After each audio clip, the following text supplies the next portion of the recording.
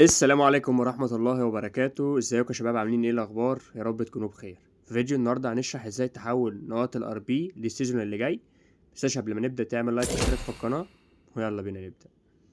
في البداية كده هنخش على كلمة ار بي اللي هي مكتوب عليها ناو دي الجديدة، وبعد كده هنخش على قسيمة الار بي اللي على ايدك اليمين اللي هي تتك على علامة الزائد، وبعد كده هيظهر القائمة اللي انت شايفها دي دلوقتي. طيب بتقول ايه القائمة دي؟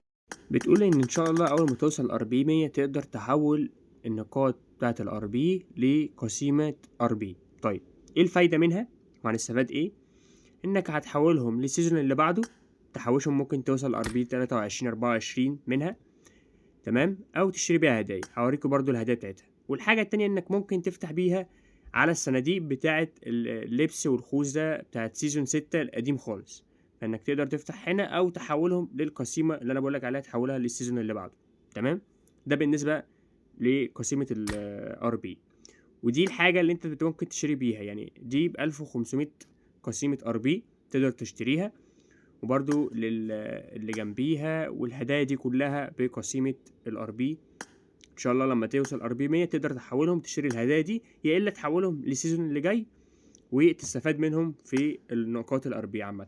تمام، وبرضو في الهدايا اللي انتوا عارفينها اللي بتشتريها بيو سي ونقاط ار بي، واللي بتبقى بنقاط ار بي بس، تاخد ماتيريال وتاخد هدايا تانية اهي زي ما انتوا شايفين، بخاخات وماتيريال والحاجات بتاعت البيت اللي هي بتدعم البيت يعني.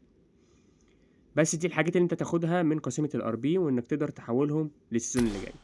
بس كده كنا وصلنا لاخر الفيديو. لو عندك اي مشكلة او اي استفسار تقدر تكلمني على التليجرام، هسيبهولك في صندوق الوصف. سلام.